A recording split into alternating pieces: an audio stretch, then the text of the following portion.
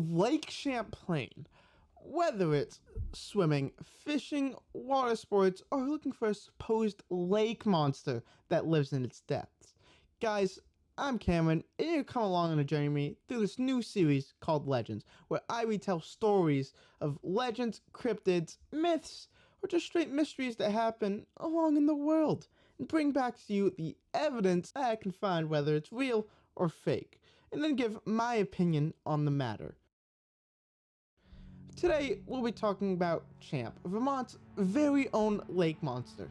Now, the legend of Champ goes all the way back to when the Native American tribe of the Abenaki were in this area.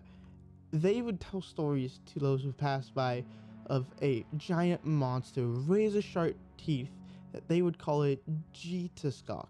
I don't know if I'm pronouncing that correctly or not. The pronunciation was a little iffy for me. But the important fact was they would tell explorers not to disturb the lake in fear of a creature that lives there. The fact that the Abenaki tribe had its own name for the creature to describe it as the Jitaskog, which means large serpent-like creature that had razor-sharp teeth.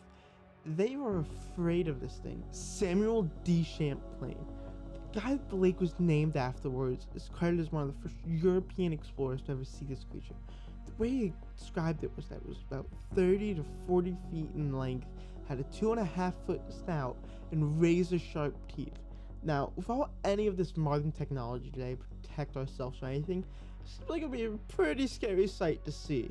So far, the evidence of Champ is just relating back to the Abenaki tribe and two explorers.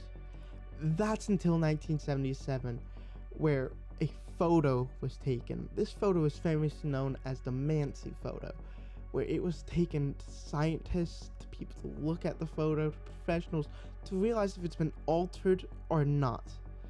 They all say it has not been altered. It's a real photo. Nothing special has been done with it. Now, photos are a pretty sketchy thing for evidence, because so far the track record for lake monster photos have not been good. I mean, if we look back at Nessie, the Loch Ness monster, the guy himself who took the photo admitted when he was dying that it was a fake.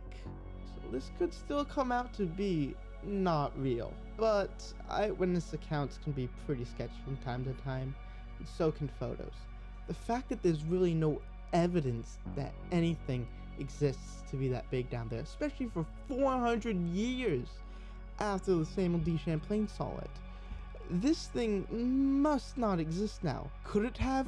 Possibly. Scientists themselves believe that it's just a giant lake sturgeon that could be living in the bottom of the lake.